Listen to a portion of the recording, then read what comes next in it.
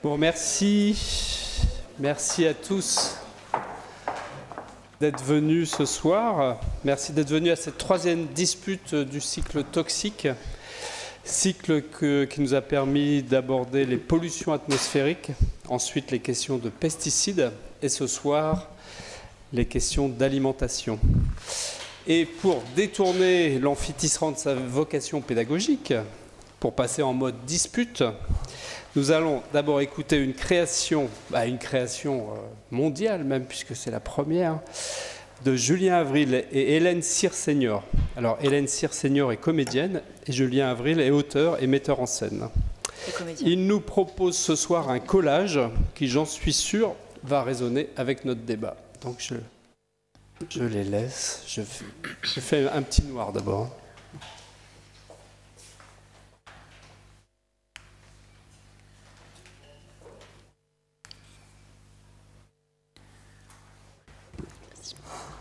En France, pays de tradition culinaire, manger est avant tout un plaisir. Un repas en famille ou entre amis, c'est à la fois un moment de partage convivial et surtout, pour les plus jeunes, un moment essentiel de socialisation. L'équilibre alimentaire ne se construit pas sur un repas ou sur une journée, mais plutôt sur la semaine. C'est pour cela qu'il n'existe ni aliment interdit, ni aliment miracle. Tout est une question de choix et de quantité. Fructose, pouvoir sucrant 120, index glycémique 20. Issu des fruits, du miel, du sirop d'agave, présent dans les jus de fruits, les compotes, risques associés, maladies cardiovasculaires, prise de poids, obésité, diabète type 2, stimule l'appétit. Les Français consomment 35 kg de sucre par an, contre 20 kg en moyenne dans le reste du monde. Glucose, pouvoir sucrant 70, index glycémique 100, issu des fruits, du miel, de la dextrose, utilisé en pâtisserie non pour sucrer mais pour une meilleure conservation, dans les glaces pour une meilleure texture, maladie cardiovasculaire, résistance à l'insuline. Réduisez progressivement la quantité de sucre de votre café pour vous déshabituer de ce goût. Saccharose, pouvoir sucrant 100, index glycémique 70. Évitez de calmer un enfant qui pleure ou qui fait un caprice avec un bonbon. Plus grand, il risque d'avoir besoin de sucre pour apaiser ses angoisses. Présent dans la canne à sucre, la betterave sucrière, utilisée à 80% par l'industrie agroalimentaire et 20% par les ménages sucre de table, stimule la production d'insuline, prise de poids, obésité. Le fructose élevé au rang de toxine publique numéro 1. Valeur nutritionnelle moyenne par portion de 15 grammes. Les rats de laboratoire préfèrent le sucre à la coke. Énergie 336 kJ, 80 kcal, matière grasse 4,6 g, dont acide gras saturé 1,6 g, glucides 8,6 g, dont sucre 8,4 g, protéines 0,9 g, sel 0,016 g, 4% des apports de référence pour un adulte type 2000 kcal. Faites un rapide état des lieux du contenu de vos placards et en conséquence... Distribué en France par Ferrero France Commercial. Rejoignez-nous sur Facebook. Établissez une liste de courses pour les repas de la semaine à venir pour optimiser au maximum le temps passé en magasin. Biscuits bedeckt met Melk Chocolade. Organisez votre liste de courses grâce à l'application mobile Mes courses par la fabrique à menu. Téléchargez-la gratuitement sur l'Apple Store ou l'Android Market. Découvrez Bar Extra et Extra Brownies. Existe aussi en sablé, existe aussi en chocolat intense. Droog in wit de warmen bewaren, warmte en zonlicht kan leiden tot de vorming van een onschuldige witte laagje op de chocolade. L'eau est la seule boisson recommandée. Charcuterie. Les consommateurs veulent du rose. Pourquoi sommes-nous attirés par le gras? Il s'agit du fameux circuit de la récompense. Les triglycérides, issus des matières grasses, activent les mêmes zones du cerveau que lors de la prise de drogue. La prochaine fois que vous mangerez un gâteau à la crème, n'écoutez pas trop votre cerveau. Des symptômes peuvent vous mettre sur la piste d'une intolérance ou d'une sensibilité au gluten. Les présentez-vous. Avez-vous des troubles digestifs récurrents? Subissez-vous une perte de poids injustifiée? Êtes-vous souvent fatigué? Avez-vous une carence en fer ou en vitamine B9? Êtes-vous sujet aux aftes? Avez-vous des réactions cutanées? Souffrez-vous d'ostéoporose? Avez-vous des maux de tête fréquents? Avez-vous des douleurs musculaires ou articulaires? Un bon emmental râpé, c'est d'abord un bon morceau d'emmental, moelleux et fondant en bouche. E102, tartrazine. E104, jaune de quinoléine. E112, azorubine ou carmoisine. troubles du comportement et de l'attention chez l'enfant. Président est à votre écoute. 0970 82 11 28. Appel non surtaxé. E131, bleu patenté allergisant. Prenons la vie côté plaisir. E170, carbonate de calcium. E171, dioxyde de titane. E172, oxyde et dioxyde de fer, additifs pouvant contenir des nanoparticules.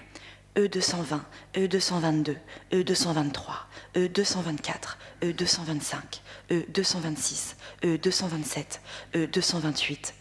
Métabisulfite, inflammatoire.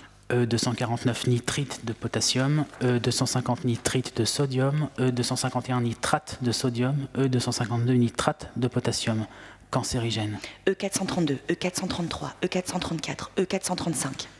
Monolorate, monooléate, monopalmilate, monoostéarate de polyoxyéthylène sorbitane. Perturbe le microbiote intestinal.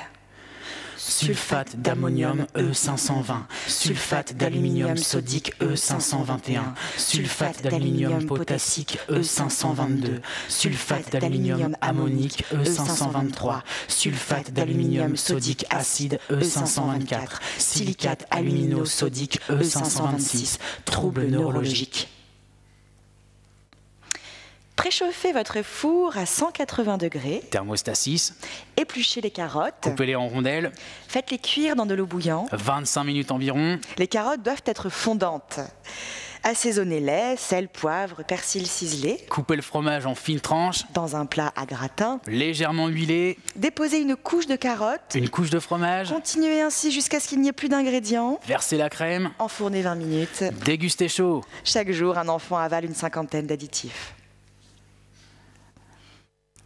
Bacillus cereus, Clostridium botulinum, Escherichia coli, Listeria, Salmonella. Évitez les produits ultra transformés. Méfiez-vous des rayons traiteurs ou pâtisseries en libre service. Épluchez les légumes et les fruits conventionnels. Ne lavez jamais un poulet cru.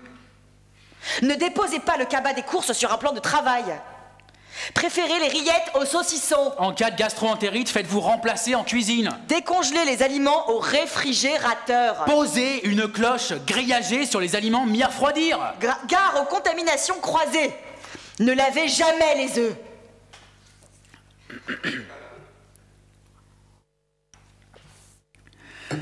Préparation à base de filet de dinde traité en salaison 50%, filet de dinde 76%, dont soit 38% sur la recette eau, arôme, céleri, antioxydants E331, E316, blanc d'œuf en poudre, protéines de blé, sel et minéraux de mer, jambon de dinde cuit standard au goût fumé 15%, viande de cuisse de dinde 75%, soit 11,2% sur la recette eau, dextrose, protéines de blé, sel stabilisant E451, E452, arôme, arôme de fumée, gluten, conservateur E250, fromage fondu 10%, fromage, lait, eau, amidon modifié, lait écrémé en poudre, protéines de lait, lait, sel de fonte, E331, sel gélifiant, E407, acidifiant, E330, colorant naturel, E160A, enrobage 25%, farine de blé, eau, sel, levure, épices, conservateur, E202, huile de tournesol. Au four, réchauffez 14 minutes, thermostat 7, 210 degrés, sans ajout de matière grasse, dans un four préchauffé. Père Dodu ne recommande pas l'utilisation du micro-ondes. Malgré tout le soin apporté à la fabrication de ce produit, il est possible qu'il contienne encore des petits morceaux d'os. Hélène. Julien. Pourquoi nos steaks hachés sont-ils si bons? Mais tout simplement, Julien, parce qu'ils sont préparés avec la meilleure viande. Faire honneur à la viande. C'est l'engagement quotidien et constant des hommes et des femmes de Charal. Information en gras destinée aux personnes allergiques. Traces possibles de poissons, de crustacés, de mollusques, d'œufs, de moutarde, de céleri, de soja et même de céréales contenant du gluten. Parce que bien cuisiner demande de l'exigence, Marie s'engage chaque jour à vous apporter le meilleur pour vous. Marie sélectionne ses ingrédients avec soin, les cuisine simplement, et apporte sa touche personnelle pour des recettes hautes en couleurs et en saveurs. tagine de bœuf, saveur préservée, couscous, sans conservateur, saumon à l'oseille, saveur préservée, petite gambasse, 2 minutes au micro-ondes, penne au saumon, 100% filet, tagliatelle au saumon, mon plaisir quotidien, saucisse de Toulouse grillée, porc français, risotto au poulet, sans conservateur, émincé de bœuf, 2 minutes au micro-ondes, crevettes à la piperade, mon plaisir bio, blanquette de veau, le savoir-faire de nos chefs, petit salé aux lentilles vertes, saveur préservée, moins 50% sur le deuxième article immédiatement. de Copscore, le 16 août 2018, à 6h07. Super recette! Juste le temps de cuisson à adapter suivant son four, le sortir dès que le dessus craquelle pour avoir un cœur coulant. De Poppy 64, le 9 septembre 2018 à 10h37. Sur un lit de banane, c'est excellent. De Catlini, le 6 mars 2018 à 6h45. Très bonne recette. J'ai rajouté un carreau au milieu avant de le mettre au four. Je les mets 40 secondes au micro-ondes avant de les déguster. Un délice. J'avais pas de sucre glace. J'ai donc mis du sucre semoule. 3 marminautes trouvent cet avis utile. Et vous? De Johanna Sia, le 23 août 2017 à 14h40. Super recette. Gâteau super moelleux. J'ai rajouté de la poudre d'amande et le résultat est top. Soyez le premier à trouver cet avis utile.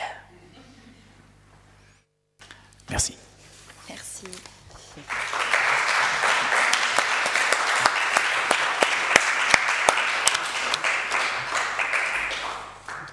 Merci, oui. Au moins, vous n'avez pas caché vos sources d'inspiration. C'est les supermarchés. Mais alors, je rassure tout le monde, vous n'avez pas acheté les produits, vous avez juste photographié les emballages. Ah, vous avez tout mangé aussi. Bon, bah, autour maintenant de nos invités de venir sur la table.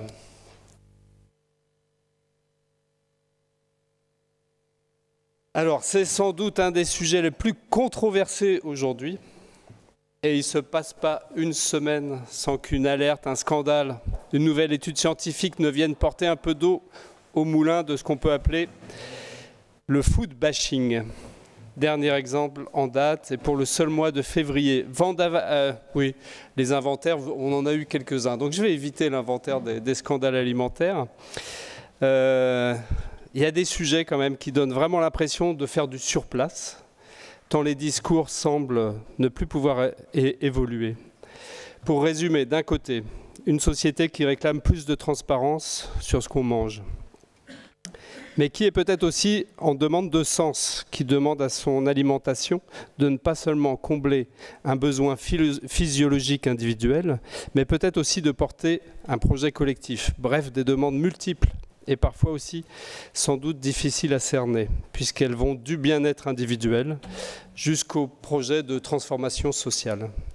De l'autre côté, une filière qui met en avant tous les efforts consentis pour parvenir à une alimentation très sûre sur le plan sanitaire. Cette filière pointe du doigt les contradictions d'une société qui se déclare demandeuse de qualité et d'éthique, mais qui, dans les faits, plébiscite surtout les produits les moins chers et qui demande le peu d'efforts de préparation. Le consommateur serait alors surtout un être irrationnel, dominé par ses peurs, et qu'il faudrait avant tout rassurer. Pour le moment, il ne semble pas que nous soyons encore sortis de ce dialogue de sourds, du moins jusqu'à ce soir, puisque ce soir, c'est dispute. Alors, je commence avec Emmanuel Lefranc. Vous êtes diplômé en sociologie et en diététique. Après avoir travaillé plusieurs années en milieu hospitalier, vous menez un master sous la direction de Claude Fischler à l'EHESS. Vous menez maintenant une recherche dans le cadre d'un doctorat en sciences sociales appliquées à la santé. Votre travail explore les liens entre les choix alimentaires et leur représentation des individus concernant leur environnement naturel, social et politique. Vous menez des entretiens et des observations ethnographiques, notamment auprès des personnes qui ont opéré une conversion vers une alimentation plus saine et plus durable. Grâce à vous, nous allons avoir une ouverture de ce débat sur le champ des sciences sociales et comprendre peut-être aussi un peu plus précisément la nature des attentes de certaines familles de consommateurs sur lesquelles vous vous êtes penchés. Voilà, je vous laisse la parole.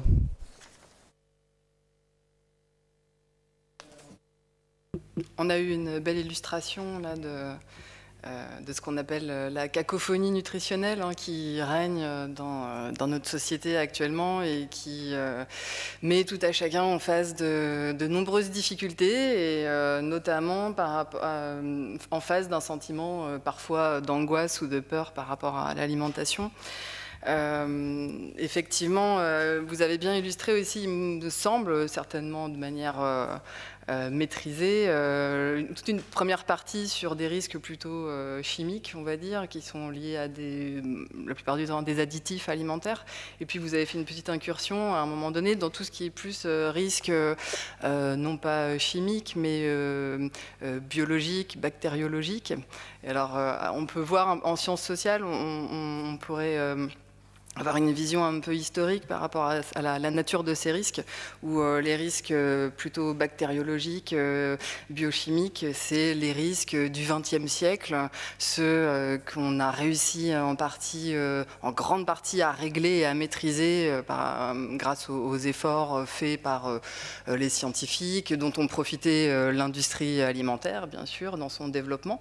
Mais le corollaire de tout ça, c'est aussi effectivement une responsabilité individuelle dans la façon dont on va mettre en place au quotidien notre propre cuisine, où on peut nous aussi amener des risques en tant qu'individu.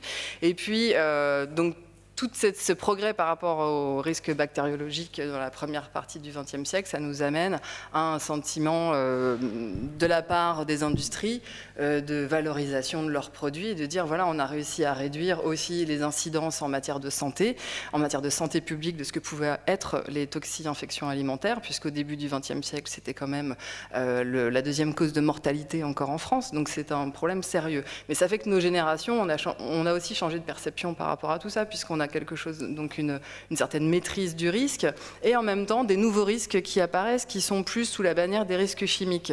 Et en psychosociologie, on décrit ces risques chimiques comme des risques particulièrement anxiogènes du fait qu'ils soient invisibles, dont on ait a priori conscience des effets potentiellement de manière plus ou moins différée, mais qui peuvent être très différés. On parle d'épigénétique, de risques par rapport aux générations futures, même dans notre consommation actuelle de ces produits. Donc tout ça, ça les rend particulièrement anxiogènes. Et la grosse dimension aussi de ces risques, c'est la notion d'incertitude.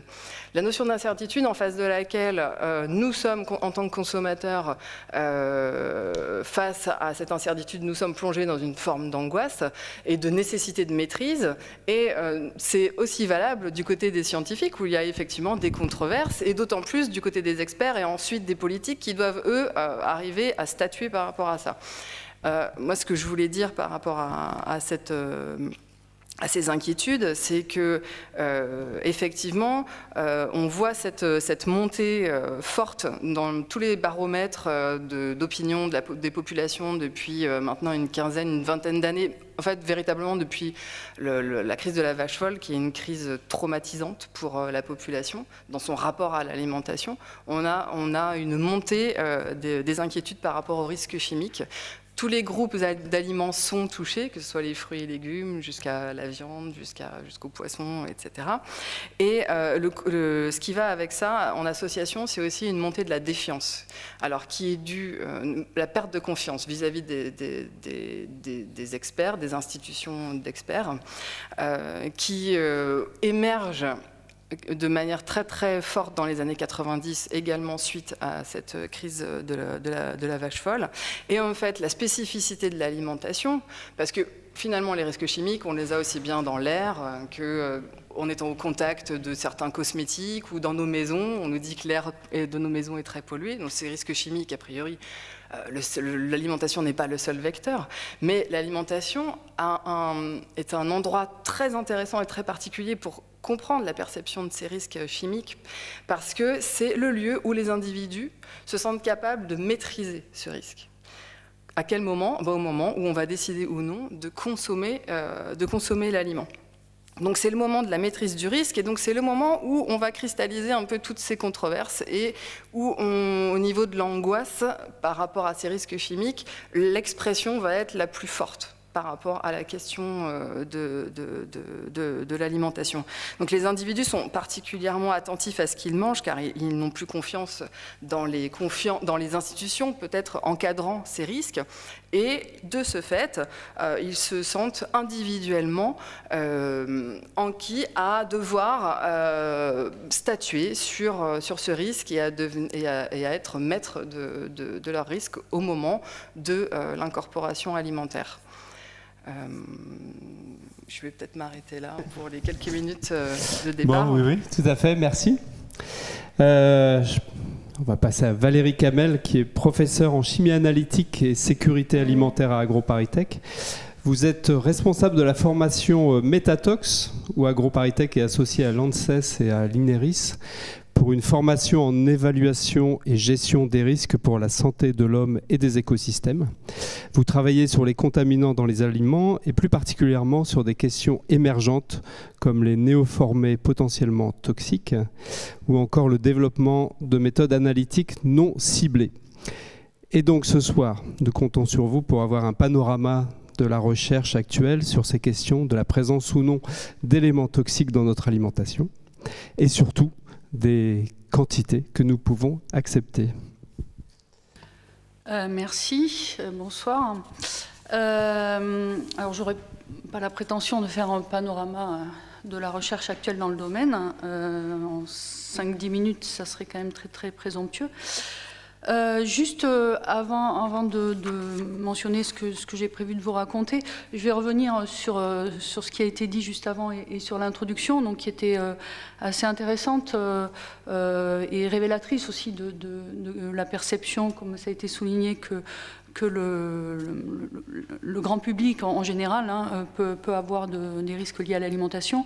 Et donc ça a été mentionné, il faut distinguer les risques biologiques des risques chimiques, mais également dans ce que vous avez présenté, je distinguerai aussi les risques nutritionnels. Notamment, vous avez parlé de mauvais gras, de sucre, de mauvais sucre. Donc ça, on range ça plutôt dans les risques nutritionnels qui sont liés aux nutriments qu'on va ingérer. Et donc, voilà, je traiterai plutôt de ce qu'on appelle les risques chimiques, donc liés à des substances chimiques qui sont en général à de faibles concentrations dans les aliments. Vous avez mentionné les additifs, il y en a un certain nombre d'autres. Et comme ça a été dit tout à l'heure par Emmanuel, c'est vrai qu'on a été secoué en France et en Europe par un certain nombre de crises sanitaires. Donc elle a mentionné la crise de la vache folle, qui, au début des années 90, qui s'est suivie, alors pour les substances chimiques, de la crise du poulet à la dioxine à la fin des années 90, donc qui a pris naissance en Belgique, mais qui a secoué un certain nombre de pays européens, qui a duré une année et qui a été un bon exemple de ce qu'il ne faut pas faire pour gérer une crise sanitaire.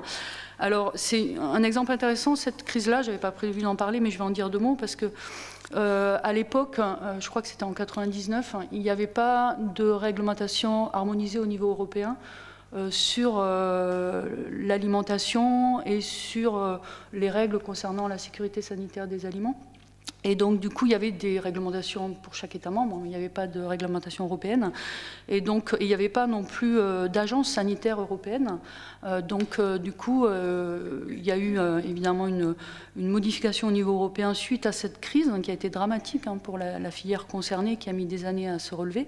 Alors que d'un point de vue sanitaire, toutes les études épidémiologiques ont montré que même s'il y avait des consommateurs qui avaient ingéré un peu de dioxine et plutôt de PCB, parce que le problème venait plutôt de polychlorobiphényle que de dioxine au final, suite à la source de contamination initiale dans la filière, le risque sanitaire pour les consommateurs a été considéré comme inexistant, mis à part peut-être pour les éleveurs de poulets qui étaient probablement amenés à consommer plus de poulets pendant la période parce qu'ils n'arrivaient pas à écouler leurs poulets. Voilà. Donc il y a eu un suivi de ces agriculteurs et de ces éleveurs plutôt... bon. Donc malgré tout, en termes économiques, pour les industries et puis pour les États concernés, ça a été dramatique. Et en crise de confiance aussi. Donc la réglementation a évolué et en 2002, donc, il y a eu la naissance de ce qu'on appelle la food law, c'est-à-dire la réglementation européenne sur les denrées alimentaires, qui a notamment instauré un certain nombre de principes au niveau européen et en particulier donc, le principe de ce qu'on appelle l'analyse des risques, donc l'évaluation l'évaluation, la gestion, la communication sur les risques, principe de transparence aussi, de la part des opérateurs, des agences auprès du grand public sur ce qui est fait et comment ils maîtrisent les risques. Et également la naissance de l'EFSA, l'Autorité européenne de sécurité sanitaire des aliments. Donc ça a été fondamental quand même aussi dans comment on a évolué pour maîtriser les risques sanitaires liés à l'alimentation, en particulier les risques chimiques. Alors par rapport aux risques chimiques, qui est plus le propos peut-être ce soir, et en tout cas qui est davantage mon domaine, c'est vrai qu'il y a de plus en plus d'inquiétudes, hein, une perception assez angoissée par rapport à ce type de risque dans l'alimentation, alors que paradoxalement on est de plus en plus performant sur la connaissance de ce risque et sur le suivi des dangers et la maîtrise d'un certain nombre de dangers. Alors, peut-être poser quelques éléments de contexte. Hein. Je distinguerai deux grands types de dangers chimiques qu'on peut retrouver dans les aliments. Il y a les substances qui sont autorisées et qui sont rajoutées de manière intentionnelle parce qu'elles ont des bénéfices. C'est le cas des additifs, vous en avez cité un certain nombre. C'est le cas des phytosanitaires, hein, qu'on dit vulgairement les pesticides. Donc tout ça, ce sont des substances qui sont autorisées, qui vont avoir des avantages dans les filières, donc des bénéfices, et qui font l'objet d'une évaluation a priori avant utilisation, et donc qui donnent lieu à des autorisations de mise sur le marché, donc qui sont évaluées par les agences sanitaires. Voilà. Donc il y a tout un processus qui est assez long, et donc on est censé autoriser des substances pour lesquelles on considère, en particulier pour le consommateur, parce qu'il n'y a pas que ce risque-là qui est regardé, mais qu'après ingestion pour le consommateur, il n'y a pas de risque. Et comme ça a été dit, pour les risques chimiques, on va regarder le risque aigu, mais surtout le risque chronique, voire le risque retardé pour des effets transgénérationnels. Donc voilà, il faut faire le distinguo parce que ça change beaucoup la donne, hein, c'est-à-dire que les substances qui sont autorisées, elles sont réglementées parce qu'on a des connaissances de la toxicité, on a des études a priori, et donc on a fait une évaluation de risque a priori, et une fois que la substance est utilisée, on va avoir des données de surveillance et on va faire de la vigilance, quitte à modifier et interdire a posteriori si finalement le risque s'avère présent alors qu'on ne l'avait pas anticipé au vu des connaissances actuelles, hein, parce que les connaissances évoluent beaucoup.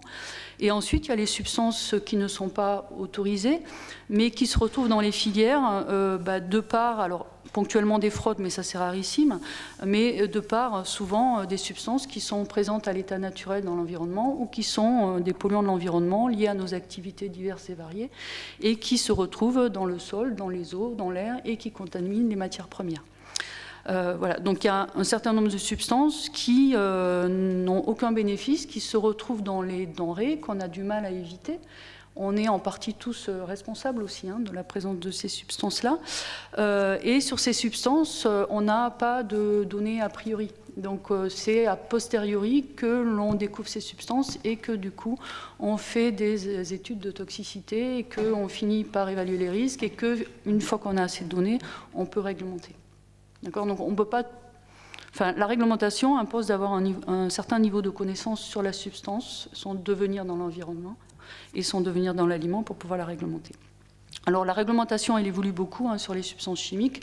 En l'espace de 10-15 ans, il y a eu un certain nombre de substances qui ont été réglementées, en plus évidemment des substances autorisées qui sont nécessairement réglementées, comme je l'ai dit tout à l'heure. Alors en pratique, je l'ai dit, on a fait énormément de... J'ai encore un peu de temps. On a fait énormément de progrès, notamment sur l'analyse de ces substances, parce que pour pouvoir évaluer le risque, l'un des piliers de l'évaluation de risque, c'est de mesurer la concentration de la substance dans les denrées alimentaires pour être en capacité d'évaluer ce que le consommateur va ingérer. Hein, donc on croise des données de consommation alimentaire avec des données de contamination. Et donc on s'appuie pour ça sur un réseau de laboratoires d'analyse, hein, qui fait des analyses de surveillance et de contrôle, évidemment géré par les ministères aussi sur les demandes d'analyse, et un réseau de laboratoires avec des laboratoires de référence qui aident à la montée en compétences. Donc, ok, il faut que je conclue, j'ai plein de choses à vous raconter. Je vais juste conclure juste sur une chose, c'est que le danger peut être présent dans un aliment sans qu'il y ait un risque. Et souvent, dans les médias, on voit des choses apparaître parce qu'il y a une confusion entre danger et risque. Donc, la mesure de l'exposition est fondamentale. Donc, la mesure du danger dans l'aliment et dans le régime alimentaire est fondamentale.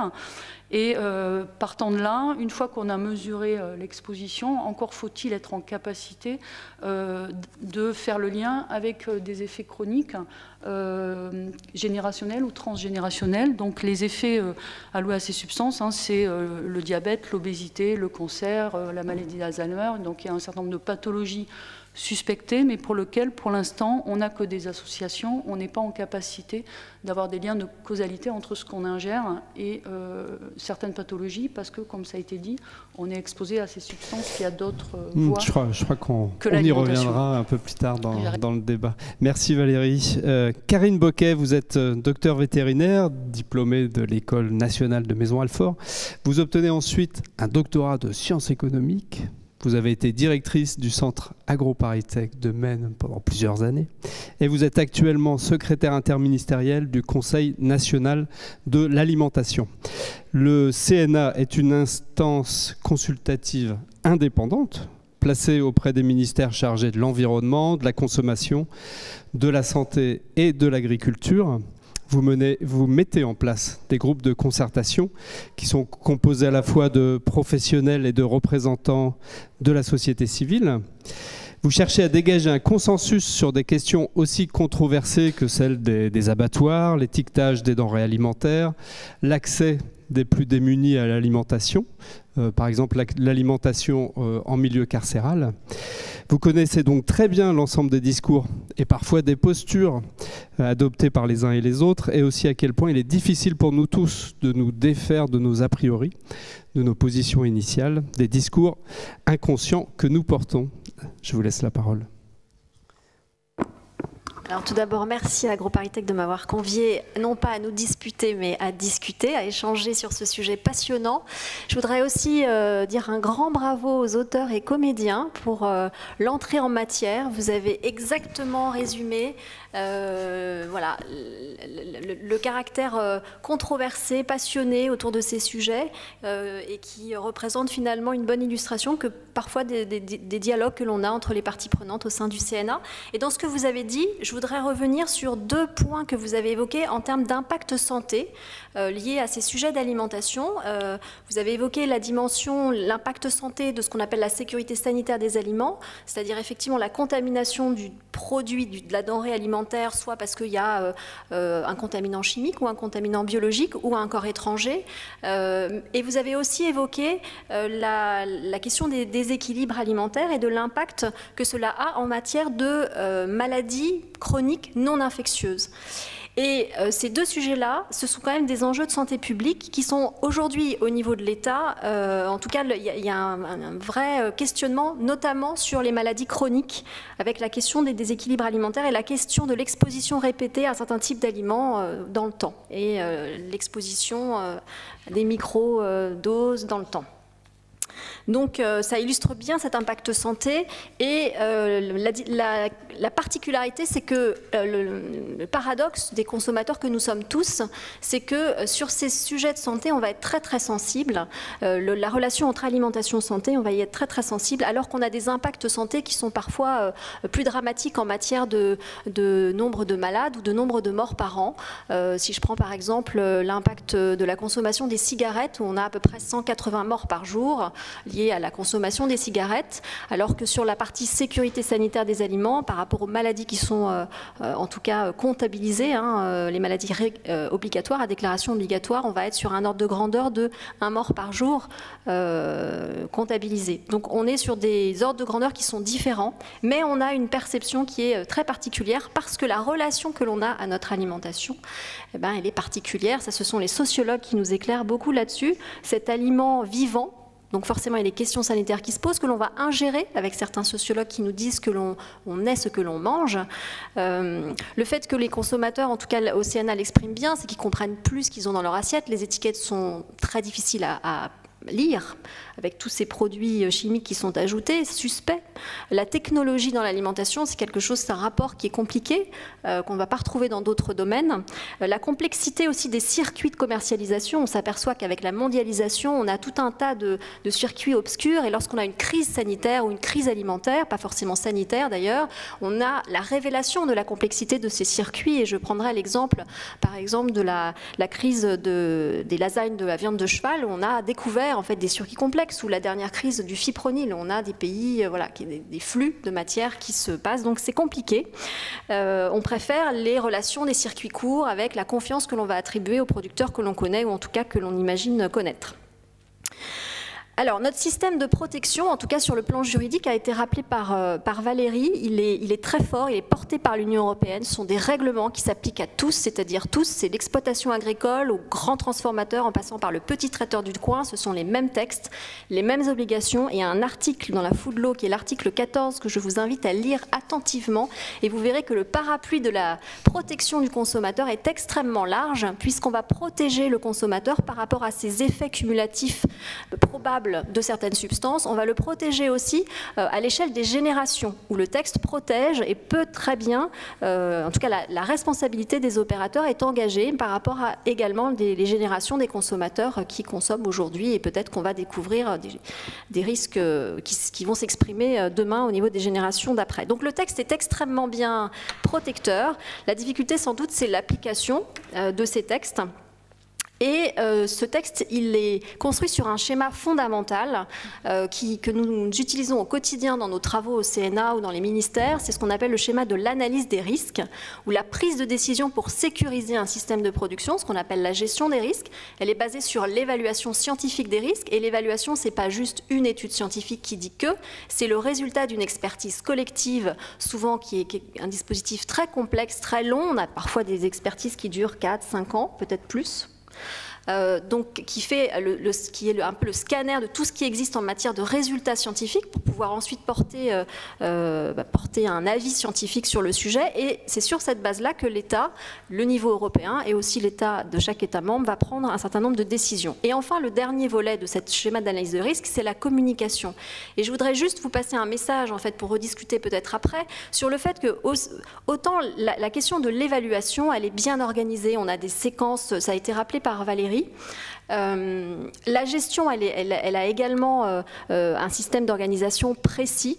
La difficulté peut-être, c'est que le volet de la communication n'est sans doute pas suffisamment précisé par les différents acteurs, ce qui fait que tout le monde se saisit de la question de la communication sur ces sujets-là. Et dans le débat public, où nous évoluons tous, eh bien, c'est une vraie cacophonie et on ne sait plus exactement à qui on peut faire confiance dans les informations qui circulent. Et donc, on a travaillé sur cette question là au Conseil national de l'alimentation en faisant, à travers notamment un retour d'expérience sur une crise d'origine alimentaire, la crise du fipronil. On a travaillé en particulier, on a mis tous les acteurs autour de la table, donc associations de consommateurs, les ONG, les professionnels, l'État, les scientifiques, et on a discuté de ce retour d'expérience où on a focalisé sur la communication auprès du grand public. Et ce qu'il est ressorti, c'est qu'il y a une absence d'éléments de langage partagés entre les acteurs qui permettraient notamment de mieux comprendre l'incertitude scientifique et l'incertitude technique, pour avoir confiance dans la façon dont les informations sont ensuite transmises au grand public. Le fait de bien distinguer la notion de danger et de risque. Parce que sinon, très vite, on est sur la perception du danger qui est inacceptable et on tend vers la notion de risque zéro.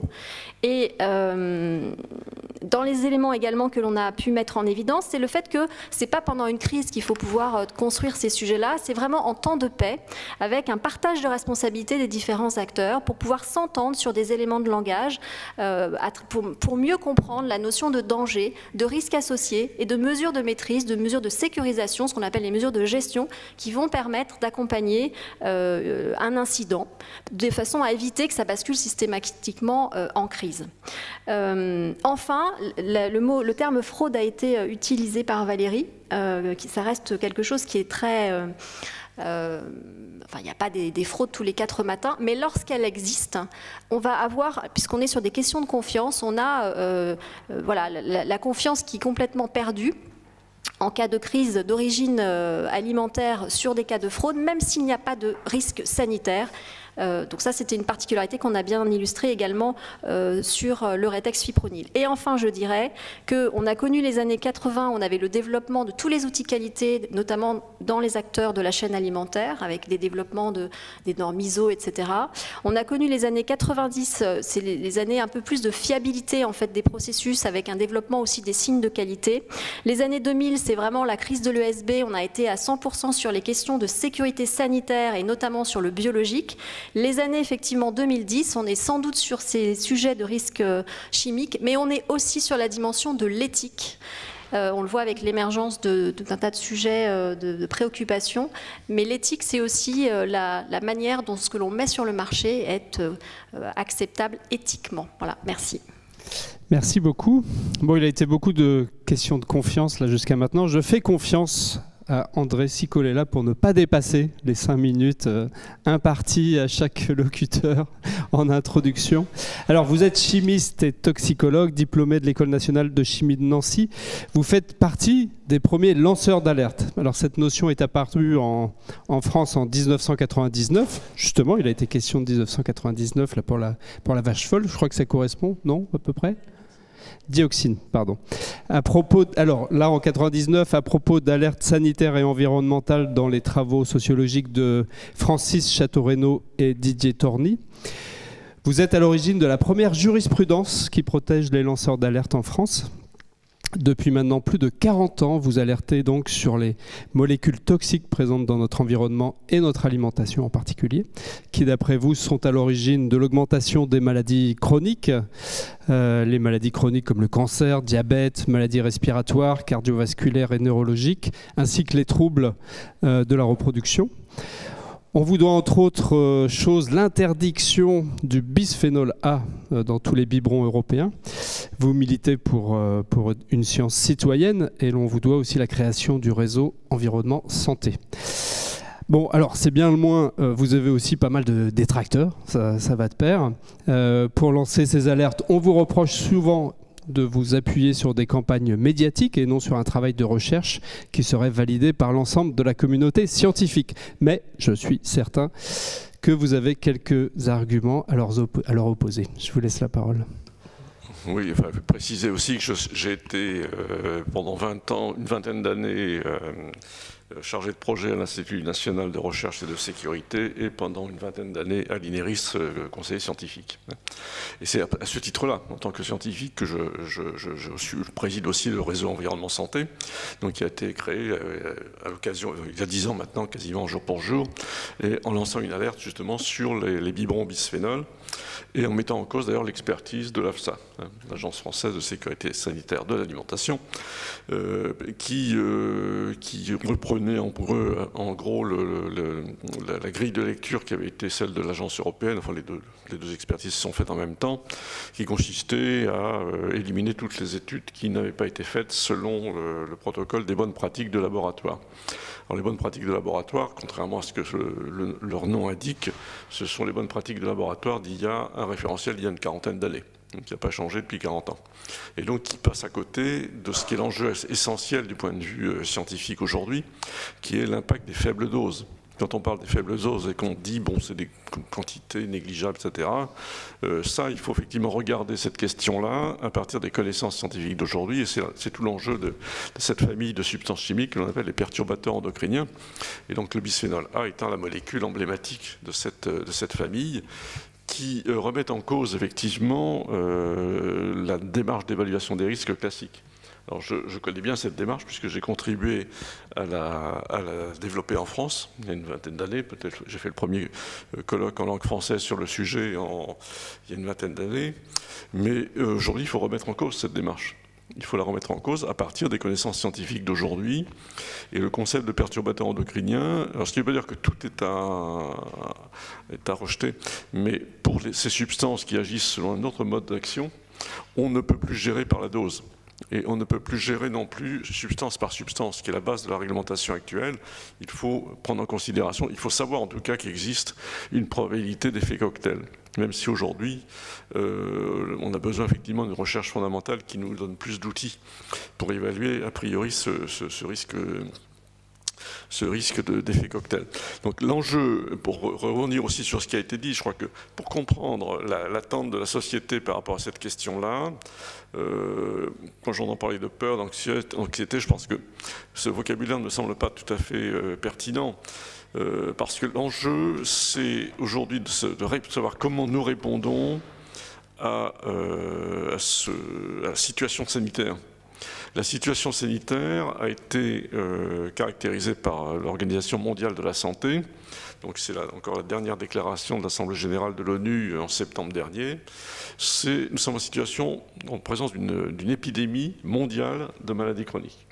Le mot épidémie est utilisé par l'OMS. Il a été utilisé pour la première fois en 2006 par l'OMS Europe, repris au niveau international en 2008, puis après il y a eu l'Assemblée générale de l'ONU qui a pris une déclaration en septembre 2011, qui a été renouvelée en septembre 2018. Nous sommes face à une croissance des maladies chroniques, non seulement dans les pays développés, mais dans tous les pays, quasiment tous les pays.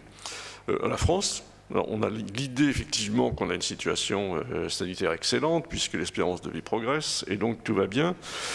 Sauf que si on regarde la progression des maladies chroniques, on est actuellement à 20 millions de personnes, ce sont les chiffres de l'assurance maladie, 20 millions de personnes en situation de malades chroniques, dont 10 millions, un peu plus de 10 millions d'ailleurs, 10,2, en catégorie affection de longue durée, donc les maladies chroniques lourdes. La première cause de maladie, enfin de mortalité plutôt en France, c'est le cancer. Le cancer aujourd'hui touche 400 000 personnes chaque année et fait 155 000 morts. Donc un Français sur deux. Quand on fait le calcul sur l'espérance de vie, le cancer va toucher une personne sur deux. Difficile de considérer cette situation comme étant tout à fait normale. La croissance des maladies cardiovasculaires, alors la mortalité diminue, effectivement, mais la morbidité continue d'augmenter, et notamment en lien avec la maladie cardiovasculaire, la croissance du diabète, la croissance de l'obésité et du surpoids, donc des maladies métaboliques, qui va avoir pour conséquence de développer les maladies cardiovasculaires, notamment cardio-cérébrovasculaires, avec un effet qui est aussi qui interpelle, c'est le fait que ces maladies touchent des populations de plus en plus jeunes. Le cancer progresse. Alors les deux cancers dominants en France, qui sont les deux cancers dominants dans le monde, et ça c'est un phénomène qui s'est développé au cours des dernières décennies, ce n'était pas le cas il y a encore une soixantaine d'années, ce sont les cancers hormonodépendants. Donc là, le lien avec les perturbateurs endocriniens, mais pas seulement, mais en tout cas les perturbateurs endocriniens, est avéré. Avéré. On a aujourd'hui, enfin le cancer du sein, c'est une femme sur 8. Une femme sur 8, 12 000 morts. 12 000 morts. Les accidents de la route, ça fait 3 400 décès actuellement. Ça donne un ordre de grandeur. Premier cancer chez l'homme, c'est le cancer de la prostate. 9 000 morts, 70 000 cas. Et là aussi, rajeunissement. La progression chez les femmes de 30 à 39 ans, donc là on est en dehors de l'effet dépistage, c'est depuis 1980, c'est 65%. Chez les hommes, la progression du cancer de la prostate entre 50 et 59 ans, hors dépistage, c'est un taux multiplié par 10. On a une progression des pathologies comme des troubles de la reproduction. Alors le problème de l'infertilité, on a organisé un colloque à Toulouse en juin dernier, sur le thème « Y aura-t-il encore des petits occitans en 2040 ?» L'objectif était effectivement d'alerter effectivement les responsables politiques, notamment sur la région. On aurait pu faire... pourquoi ? Parce que Toulouse est la ville la plus impactée par la baisse de la qualité du sperme. Et actuellement, et on a les données sur l'Île-de-France, par exemple. L'Île-de-France est la deuxième région la plus impactée. On a perdu, sur cette question de la qualité du sperme, donc le nombre de spermatozoïdes par millilitre a diminué d'un facteur 2 tiers depuis 50 ans. On a les données à Paris depuis 1974, exactement. Donc on n'a pas d'autre explication que les perturbateurs endocriniens. On a un moment, vous savez, il y a quelques années, on nous disait que c'était le port du jean.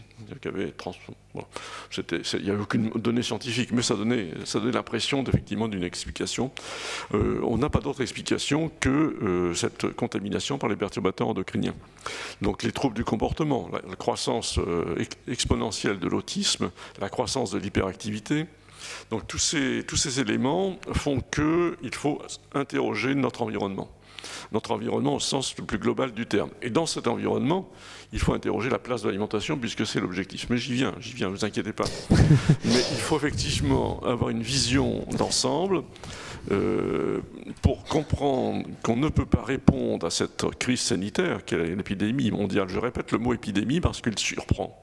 Ça n'est pas, on fait référence encore à l'enjeu des pathologies infectieuses, mais qui ont heureusement sont globalement maîtrisées en France. Donc de ce point de vue-là, la contribution de l'alimentation à ces pathologies infectieuses est marginale. Et c'est un progrès incontestable, et il faut le dire. Par contre, là où effectivement il faut progresser, c'est le rôle de l'alimentation dans cette progression des maladies chroniques. Mais j'y viens, attendez. Bon.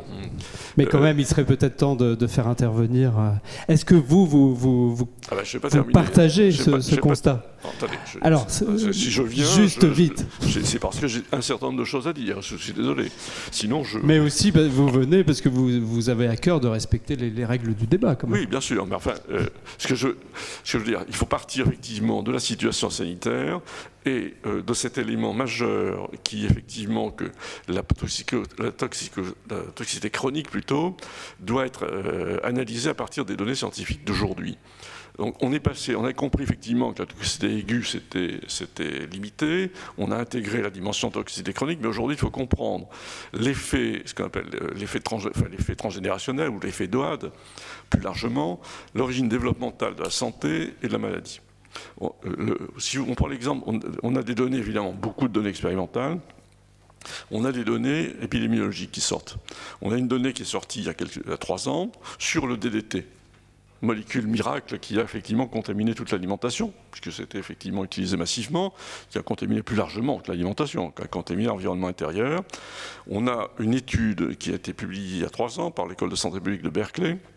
C'est un suivi de 20 000 femmes, pour lesquelles on avait le dosage sanguin en DDT, et le suivi de 9 300 filles et 9 700 garçons. Un travail considérable qui est fait depuis 1960. En 2012, on a regardé notamment la conséquence du point de vue cancer du sein. Les femmes dont les mères étaient les plus contaminées ont 4 fois plus de cancer du sein. Donc on a la preuve, effectivement, on avait des données expérimentales, mais on a une vérification chez l'humain qu'une exposition pendant la grossesse induit une pathologie qui survient à l'âge adulte.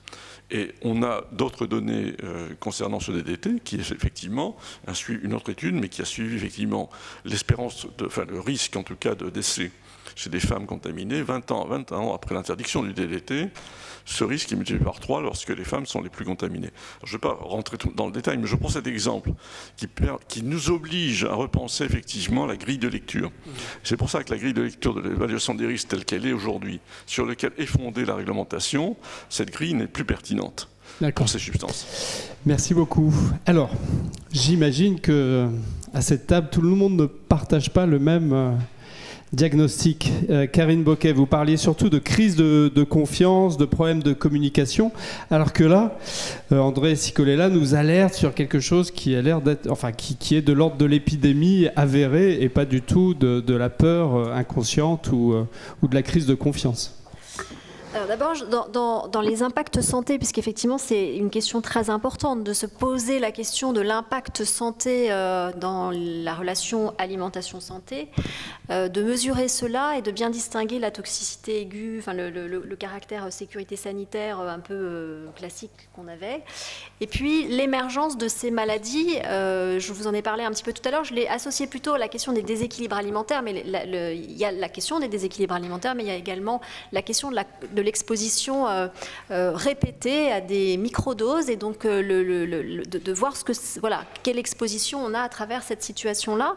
J'ai insisté sur le cadre réglementaire. Le cadre réglementaire du paquet hygiène, je ne suis pas juriste, mais lorsque je lis l'article 14, je me dis que quand même si ça a été fait dans un contexte ESB, donc on était sur du risque biologique, on était sur un contexte différent, mais il y avait quand même aussi cet effet il y a de l'incertitude, on a l'expression de la maladie 15 avec une incubation très très longue, donc on a des points communs. Et donc le texte a quand même injecté cette notion de on ne met pas sur le marché un produit dangereux, et ce produit dangereux, la notion de dangerosité, on intègre les effets cumulatifs probables. Donc c'est déjà quelque chose qui est, en tout cas, un dispositif qui existe réglementairement, qui est fixé à tous. La difficulté après, c'est de pouvoir quantifier cela à travers les outils d'évaluation des risques et la manière dont ça va être traduit après en gestion des risques. Puisque tout à l'heure, je vous ai plutôt parlé de la communication, mais il y a ces 3 étapes qui sont importantes. Et enfin, j'ai insisté sur le contexte de méfiance qui existe. C'est-à-dire qu'on a, un impact santé important avec l'émergence de ces maladies chroniques, mais on a aussi un rapport à son alimentation qui est quand même très particulier et qui fait que l'anxiété est de fait liée à cette ingestion, cet aliment qu'on va faire soi.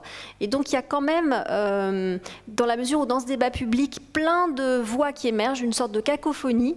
Il faut quand même se mettre à la place aussi des consommateurs. C'est compliqué de savoir voilà, à qui faire confiance entre la parole institutionnelle, la parole d'un scientifique, la parole des scientifiques, qui ne sont pas forcément tous d'accord quand il y a de la controverse scientifique, et accompagner cette incertitude scientifique aussi qui existe sur un certain nombre de sujets.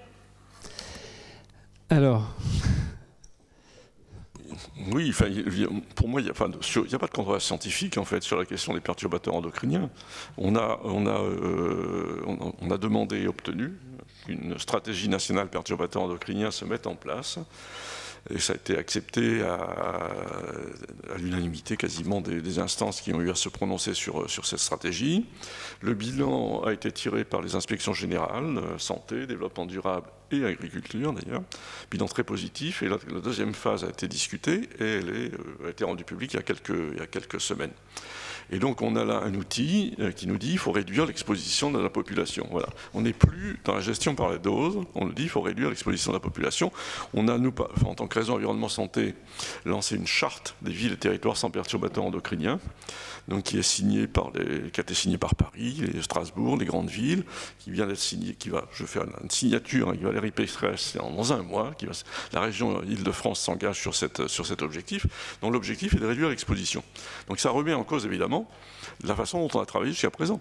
Pourquoi? Mais c'est parce que c'est la prise de conscience, effectivement, que là, on a une possibilité d'agir pour faire reculer ces maladies, et notamment limiter, je ne dis pas éviter, mais enfin limiter en tout cas la contamination pendant la grossesse et la petite enfance, qui sont les périodes sensibles.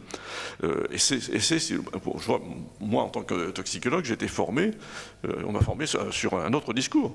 Donc c'est difficile, effectivement, quand on a été formé dans un cadre, de dire tout ce que l'on m'a dit, effectivement, il faut le mettre de côté, et il faut partir maintenant de la science d'aujourd'hui. La science d'aujourd'hui nous dit qu'on ne peut pas définir des seuils pour ce type de substance. Et donc, il faut en tirer les conséquences en termes de gestion du risque. Et c'est ce qu'il faut faire. La place de l'alimentation est une place importante. On estime... Une estimation un peu au jugé, mais c'est effectivement ce que l'ANSES a dit. Je partage assez ce point de vue. L'alimentation est le vecteur, pour 80% en tout cas, de la charge en perturbateurs endocriniens. Donc il faut s'interroger sur cette origine. Valérie Kamel, c'est un peu aussi votre domaine qui est remis en question. Est-ce que vous le sentez évoluer très vite? Est-ce qu'il y a des reproches qui sont justifiés, d'autres qui seraient peut-être exagérés, injustifiés à votre avis? Qu'est-ce que vous en pensez? Alors, je rejoins la préoccupation sur les perturbateurs endocriniens. Je pense que la communauté scientifique est très vigilante là-dessus, et il y a eu énormément de travaux scientifiques sur cette problématique. Donc, je ne partage pas tout à fait le fait qu'il faut tout remettre en cause, puisque maintenant, quand même, la toxicologie a beaucoup progressé depuis une bonne dizaine d'années sur cette problématique de caractérisation du danger lié aux perturbateurs endocriniens. Il n'empêche que c'est une gestion et une réglementation compliquée. Je vais prendre l'exemple du bisphénol A. Donc, bisphénol A qui a été interdit. Se pose la question, quand on interdit une substance qui est utilisée pour certains usages, du fait de sa toxicité, et qu'on veut maintenir les usages, parce qu'il y a une demande des consommateurs, donc vous, moi, on a des usages et on veut les conserver, quelle substance de substitution on met à la place de la molécule qui a été interdite? Et là, actuellement, il y a quand même une interrogation sur d'autres bisphénols qui ont été été utilisés à la place du bisphénol A. Il n'y a pas d'interrogation, ils sont aussi perturbateurs endocriniens. Oui, mais... Donc il faut les remplacer, ce qui a été fait effectivement. Alors, Valérie Cavelle va terminer, et puis après vous pourrez lui répondre. Je vous laisserai, oui, vous pourrez lui répondre tout de suite après. Je vous laisserai compléter. Je ne dis pas qu'il y a des interrogations, il y a des interrogations quant à une toxicité encore plus élevée que celle du bisphénol A. Donc, voilà, je m'arrêterai là sur le cas du bisphénol A parce que je ne vais pas débattre là-dessus, ce n'est pas l'objet. Mais juste pour dire que c'est compliqué et que gérer les risques, ça ne se fait pas en claquant des doigts et qu'il y a des problématiques complexes. Et que ça demande aussi que les consommateurs que nous sommes acceptions aussi de changer de comportement et de mode de vie et pas juste d'être suspicieux par rapport à notre alimentation. C'est aussi tout un ensemble. Et puisqu'on a parlé d'état sanitaire, bon, vous avez mentionné l'état sanitaire qui concerne l'homme, mais on peut regarder les états sanitaires des écosystèmes et de la planète.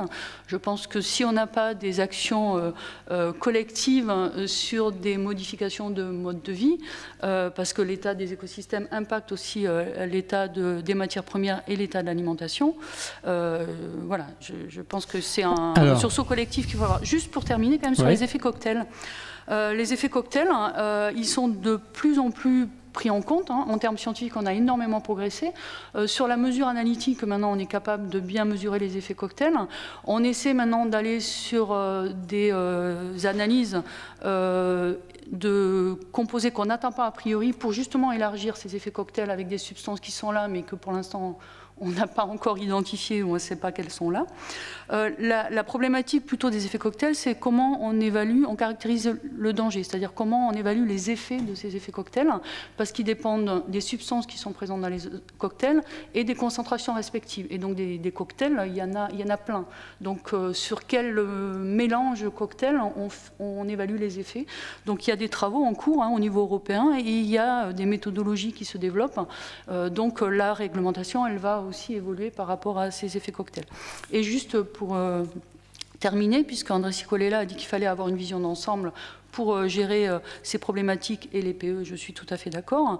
J'en veux pour preuve la formation Métactos qu'on a montée à AgroParisTech pour former nos ingénieurs AgroParisTech sur ces problématiques avec une vision intégrative sur des problématiques sanitaires pour l'homme et les écosystèmes. Donc vous prêchez une convaincue quand vous dites qu'il faut avoir une vision d'ensemble. Alors je vois André Cicolella qui a très envie de vous répondre.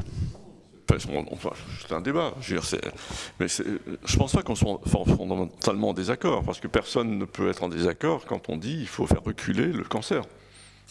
Donc, il faut identifier effectivement les causes, et personne ne sera en désaccord non plus en disant qu'il faut partir de la science d'aujourd'hui et pas celle d'il y a 50 ans. Vous avez évoqué effectivement l'épigénétique. Effectivement, on sait aujourd'hui que le mécanisme d'action passe par l'épigénétique. Donc alors qu'on a cru pendant des décennies que tout était dans le génome. Voilà, effectivement, et on a minimisé effectivement l'impact de l'environnement au sens global du terme. Mais il faut avoir une vision globale de l'environnement. Moi, je pense à des études notamment qui ont montré, études expérimentales, mais qui sont tout à fait transposables à l'humain, lorsqu'on fait ingérer à des souris un mélange, une alimentation grasse, un peu de dioxine, un peu d'un phtalate qui est le 2HP, du bisphénol et un PCB, donc un petit cocktail auquel on est habitué, auquel on est exposé de fait, eh bien on montre des effets transgénérationnels à la fois chez les mâles et chez les femelles. Et donc voilà, ça c'était tout à fait impensable encore il y a quelque temps. Donc il faut intégrer le fait que le type d'alimentation qui est proposé par l'alimentation industrielle en fait, va coagir avec la contamination plus générale liée à celle de l'écosystème. Je donne un autre exemple, là aussi pour changer le regard sur l'évaluation du risque. Je prends l'exemple des phtalates. L'ANSES fait un travail remarquable qui est l'étude d'alimentation totale. On a une centaine de milliers d'analyses, et notamment le dernier rapport, alimentation totale de l'enfant de 3 ans, moins de 3 ans.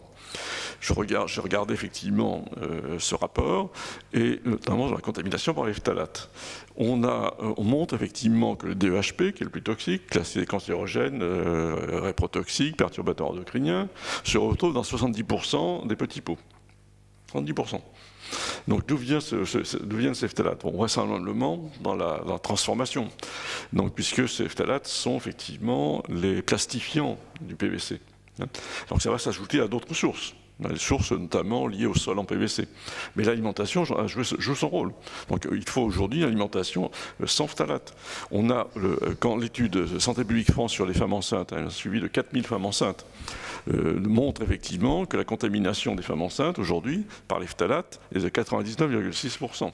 Donc contamination quasi totale. Quelle est la conséquence de cette exposition aux phtalates? On a des études qui sont sorties récemment.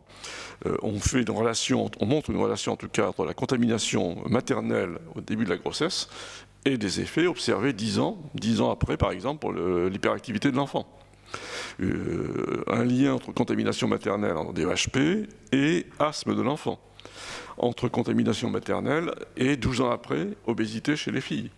C'est ce type d'étude aujourd'hui qui nous permet de dire qu'il faut avoir une vision globale de l'environnement. L'alimentation doit être comprise comme un environnement. Ce n'est pas quelque chose de séparé, c'est une partie de l'environnement et qui interagit avec les autres facteurs environnementaux. Merci. Alors Emmanuel Lefranc, est-ce que vous avez envie d'intervenir dans ce débat qui évidemment se spécialise un peu du coup? Oui, forcément, le débat est de fait très technique. C'est pas évident d'intervenir en tant que sociologue, mais c'est aussi intéressant parce que vous représentez bien effectivement de toute façon des courants dans la société, la controverse et les rapports de force. Et je voulais revenir peut-être sur ce que vous m'avez interpellé sur le terme que j'ai employé tout à l'heure de peur ou d'anxiété. Vous disiez mais non, il ne s'agit pas vraiment de peur ou d'anxiété. Et effectivement, je ne veux pas qu'on entende dans le terme peur ou anxiété le fait que les réactions des gens soient simplement irrationnelles. C'est certainement ça auquel vous vouliez faire référence. On n'est pas dans un comportement de panique et du coup les gens font n'importe quoi parce qu'ils paniquent et voilà, ils en viennent à faire des choses absurdes. Effectivement, moi ce que j'ai pu voir à travers mes enquêtes et les terrains que j'ai pu faire et les nombreuses personnes que j'ai rencontrées, ce n'est pas tant finalement un sentiment de peur que vraiment une confrontation à la perte de confiance qui fait que les gens vont vouloir retrouver des repères. Et ce qui m'intéressait moi, c'est effectivement les personnes qui se recréent des repères par elles-mêmes. Et ça, c'est assez intéressant puisqu'on ne sait pas, les experts, bon voilà, vous n'êtes pas d'accord, moi concrètement, je fais quoi, j'écoute qui, je sais bien que si j'ai un penchant écolo, je vais plutôt aller écouter des personnes qui vont me dire attention, aller vers le naturel, ce sera mieux, mais en même temps, est-ce que c'est vraiment utile? Les gens arrivent très bien à faire la part des choses par rapport à tout ça, globalement. Ce qui se développe, c'est des personnes qui vont quand même être de plus en plus à l'écoute.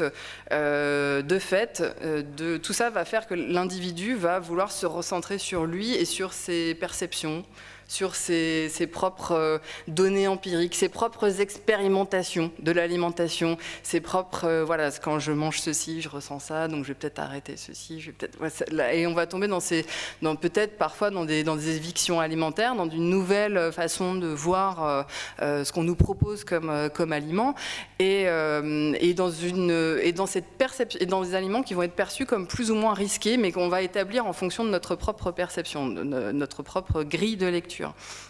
Et derrière cette perception des risques, ce qu'il faut aussi pas omettre de voir, c'est quand même des engagements qui vont peut-être largement au-delà d'une question nutritionnelle ou santé. Moi, j'ai pu observer des gens qui finalement, sous couvert de vouloir au départ se poser une question de santé et quelle nutrition, qu'est-ce que je mets dans l'assiette de mes enfants, finalement, ils répondent, en répondant à cette question, ils vont répondre aussi à dans quel monde je veux vivre, quel mode de production agricole je veux voir advenir, quel rapport je veux avoir à la nature, aux animaux, avec cette tension par rapport aux crises climatiques. C'est vrai qu'on a un développement dans la société d'une vision de plus en plus, celle à laquelle vous aspirez, d'une vision de plus en plus systémique, environnementale, où ce que je mange a un effet sur mon intérieur, mais a un effet aussi sur la manière dont l'environnement va être appréhendé, utilisé. Et cette conscience voilà, du micro et du macro est quelque chose qui est de plus en plus présent dans la population. J'imagine que ce n'est pas immédiat. La réappropriation par l'alimentation fait un cheminement qui amène vers quelque chose de plus environnementaliste alors, ou alors est-ce que c'est immédiat ce lien? Le lien est assez direct. Je ne sais pas, je pourrais pas vous dire lequel précède l'autre, mais par contre on a une corrélation très forte entre une sensibilité aux questions environnementales. Dans les enquêtes quantitatives qu'on peut faire, on a une corrélation très forte entre la sensibilité écologique et l'attention à l'alimentation, au choix alimentaire, et une perte de confiance aussi vis-à-vis, et alors pas une peur peut-être, mais en tout cas une inquiétude. Voilà, le bon terme, c'est plus l'inquiétude. Une inquiétude, d'ailleurs c'est celui qu'on reprend dans la plupart de nos enquêtes. On demande aux gens s'ils sont inquiets et pas s'ils ont peur, par rapport aux risques chimiques, aux risques alimentaires globaux. Alors avant de prendre les questions du public, Valérie Kamel, vous aviez envie d'intervenir? Juste, ça m'a mené une réaction parce que la sensibilité écolo dans les choix alimentaires, des fois, elle se traduit de manière un peu bizarre, hein, puisqu'il y a des gens qui vont du coup s'orienter vers une agriculture bio, en se disant comme ça j'aurai pas de résidus de pesticides et tous les effets chroniques qu'il pourrait y avoir sur mes enfants ou mes petits-enfants. Mais en même temps, il y a du bio qui vient de l'autre bout de la planète, hein, et d'un point de vue bilan carbone, c'est une catastrophe, quoi. Donc je serais un peu plus mesurée sur sensibilité écolo, et du coup on a une vision systémique et tout ça. Je pense qu'il y a des personnes qui sont quand même moins élaborées dans le raisonnement et qui finalement sont relativement micro dans leur raisonnement. Voilà, c'est peut-être pas le cas de tout le monde, hein, mais moi j'observe qu'il y a des personnes qui se reportent vers le bio, non pas pour défendre un mode d'agriculture respectueux de l'environnement et du coup moins de substances de synthèse, et donc enfin pas de substances de synthèse, et donc aussi moins de risques liés à l'alimentation liés à ça. Il y a d'autres risques sous-jacents, mais il n'y a pas ces risques-là. Je pense que c'est un peu plus compliqué que ça. Alors justement, le public aura sûrement des questions à vous poser dans ces domaines, puisque le bio, oui, évidemment, ça interpelle très vite. Une première question. Merci, bonjour et merci pour vos interventions. Juste pour mentionner que, en termes d'inquiétude, je vais reprendre ce terme parce qu'effectivement, le terme anxiogène, je le trouve subjectif. Et justement, moi, ça m'inquiète d'apprendre que dans un produit de grande consommation, d'un seul coup, on découvre une substance qui pourrait même potentiellement être nocive. Ça m'inquiète également d'apprendre que dans un produit, on a substitué une substance dont on avait des doutes par une autre. On nous dit sûre, mais qui finalement, en fait, c'est juste qu'on a moins de données, on a moins d'informations, mais elle est autorisée. Et donc, je voulais savoir si voilà, vos avis, notamment sur le besoin peut-être de revoir l'autorisation de mise sur le marché, de revoir tout le processus, de ne pas autoriser autant de substances d'arriver sur le marché alors qu'on n'a pas assez de connaissances, et de refaire marche arrière par la suite, ce qui, je pense, participe au processus de questionnement, de défiance, de manque de confiance et d'inquiétude des consommateurs. C'est une question en fait qui m'est revenue plusieurs fois, notamment lorsque j'entends que les textes sont bons et nous protègent, mais c'est vrai, Madame, vous aviez vraiment mentionné qu'en est-il de l'applicabilité et également du contrôle de l'applicabilité. Enfin, j'ai plusieurs exemples en tête qui me viennent sur le manque de contrôle, à savoir si les règlements qui normalement sont directement applicables sont véritablement bien respectés. Alors, merci pour cette question. Qui aura envie de répondre ? Peut-être juste un élément quand même par rapport au dossier d'autorisation de mise sur le marché. par rapport aux avancées scientifiques, notamment sur la caractérisation des effets et donc la toxicologie et puis aussi l'écotoxicologie, il y a eu beaucoup de développement. Et donc maintenant, ce qui est demandé au niveau de l'évaluation du danger, la caractérisation du danger, donc d'une nouvelle substance qui est mise sur le marché, c'est beaucoup plus draconien que ce qui pouvait être demandé il y a une vingtaine d'années. D'accord ? Donc, du coup, les nouvelles substances qui sont mises sur le marché, elles sont censées, au vu des données actuelles, donner plus de garanties que les anciennes. Donc, de votre côté, vous êtes plutôt, vous montrez plutôt rassurant. Disons qu'on progresse beaucoup et on a beaucoup progressé. Après, c'est pas parfait. Oui. André Cicolella. On sait exactement le nombre de substances qui ont été mises sur le marché en Europe. 143 000 substances. Donc ça, c'est ce qui a été fait dans le cadre de REACH, donc la réglementation, le règlement européen qui gère cette question et qui évalue les substances chimiques. REACH a été donc voté, mis en œuvre à partir de 2007. Donc on est en 2019, ça fait 12 ans, et il y a 150 substances actuellement qui sont soumises à autorisation. Donc ça n'est pas vraiment interdites, hein. Elles sont soumises à une autorisation. Le 2HP, le phtalate dont je parlais, est soumis à autorisation. Mais quand on soumet à autorisation, ça veut dire qu'il y a des dérogations. Même l'agence fédérale allemande, qui pourtant, Dieu sait si elle n'est pas réputée pour sa grande rigueur, s'est un peu émue du fait que le DHP continue d'être utilisé. Donc, elle avait obtenu des dérogations. Donc, ce système avance, mais il avance très lentement. À ce rythme-là, on a à peu près 1 millier de substances qui sont actuellement caractérisées comme perturbateurs endocriniens. Donc, à votre avis, on ne va pas assez vite dans les interventions? À ce rythme-là, il faudra encore 1000 ans à peu près pour commencer à avoir effectivement une bonne évaluation. 143 000, en fait, toutes ne sont pas produites avec le même volume. Il y en a 12 000 en fait. D'accord, alors je crois qu'on a compris l'essence de votre réponse. Karine Bocquet.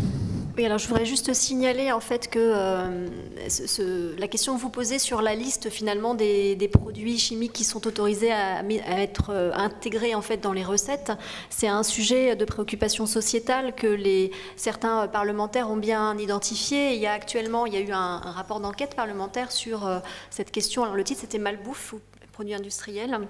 Et il y a actuellement un projet de loi qui s'appelle, je cite, Malbouffe, le projet de loi Malbouffe, qui, si jamais ce projet de loi se concrétise, pose la question de la liste, notamment par rapport, je prends l'exemple des additifs, et qui préconise un nombre d'additifs qui doit être autour de 40, alors qu'aujourd'hui ils sont, avec une autorisation de mise sur le marché, plus du double.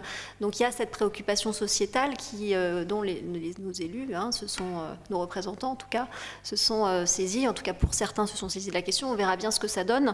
Je voulais ajouter quelque chose sur l'application des textes. Donc c'est vrai qu'on a un dispositif qui est souvent mal connu, avec une échelle européenne et un réseau d'alerte européen pour voilà, un peu scanner ce qui existe au niveau même international. La difficulté, c'est l'application un petit peu à toutes les échelles parce qu'on est dans une chaîne de responsabilité partagée. Donc ce réseau d'alerte, par exemple, ça dépend de ce que les États membres décident de mettre en information partagée à l'échelle de l'ensemble des États membres. Donc ça ne marche pas toujours très très bien. La question des évaluations scientifiques, je parlais de l'expertise collective, qui est le dispositif qui existe aujourd'hui, qui est en tout cas, qui est solide. La difficulté, c'est qu'on va avoir des résultats des fois d'évaluation d'expertise collective qui vont être différentes d'une agence à l'autre, et parfois même au niveau d'un État membre par rapport à l'agence européenne. Donc ça pose la question effectivement de la coordination de l'ensemble de ces agences. Et enfin, je voudrais juste dire à ce stade-là une petite ouverture pour dire que c'est de la thématique, on est sur la question des risques, mais on est sur finalement le lien alimentation-santé. Et la définition de l'OMS de la santé, ça n'est pas uniquement que l'absence de maladie physique. C'est aussi l'absence de maladie mentale. Et dans la maladie mentale, c'est se faire plaisir. Et consommer un aliment, c'est aussi se faire plaisir. Et enfin, c'est également un acte social. Et la dimension sociale, du partage, mais aussi de la justice sociale se pose sur ces sujets-là. Donc ça me paraît intéressant, parce que comme on est dans une approche intégrative, de ne pas oublier aussi ces autres dimensions. D'accord, merci. Une seconde question. J'étais très intéressé par les présentations. J'étais un peu surpris par le chiffre pour les gens avec maladie chronique. Et quand j'ai des doutes, je regarde avec Google. Et je suis tombé sur le rapport de l'OMS.